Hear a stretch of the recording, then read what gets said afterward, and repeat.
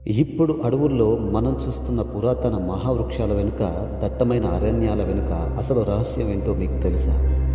ఆకాశాన్ని తాకేలా పెరిగిన ఆ మర్రి చెట్లు, వందల ఏళ్ల చరిత్రను దాచుకున్న ఆ జువ్వి, రావి వృక్షాలు, వీటన్నిటినీ ఎవరో వచ్చి నాటారని అనుకుంటున్నారా? లేదు లేదు. మనిషి కాలి జాడ కూడా లేని చోట, అత్యంత కఠినమైన కొండ కోణంలో ఈ దట్టమైన అడవి ఎలా పుట్టిందో తెలుసుకోవాలంటే మనం ఒక్కసారి మన తల పైకెత్తి ఆకాశంలో విహరించే పక్షుల వైపు చూడాలి. అవును, పక్షులే ఈ భూమి మీద అత్యంత గొప్ప అడవి సాగుదారులు. ఒక చిన్న పిట్ట ఒక పండును తిన్నప్పుడు ఆ విత్తనం దాని జీర్ణాశయంలో ఒక అద్భుతమైన మార్పుకు లోనవుతుంది. పక్షి కడుపులోని ఆమ్లాలు ఆ విత్తనం యొక్క గట్టి పొరను మెత్తబరిచి అది భూమిలో పడగానే మొలకెత్తేలా సిద్ధం చేస్తాయి.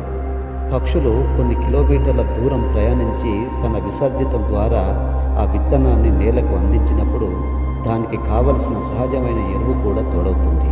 అలా పక్షి రెట్టలో పడిన విత్తనం ఒక మహావృక్షంగా, ప్రాణంగా పోసుకుంటుంది.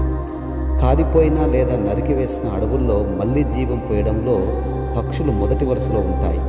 గాలి ద్వారా వచ్చే విత్తనాల కంటే పక్షుల ద్వారా వచ్చే విత్తనాలు ఆరోగ్యకరమైన వృక్షాలుగా ఎదుగుతాయని పరిశోధనలు చెబుతున్నాయి. తేనె పిట్టలు, హమ్మింగ్ బర్డ్స్ వంటి ఒక పువ్వు నుండి మరో పువ్వుకు వెళ్ళడం వల్ల పరాగ సంపర్కం జరిగి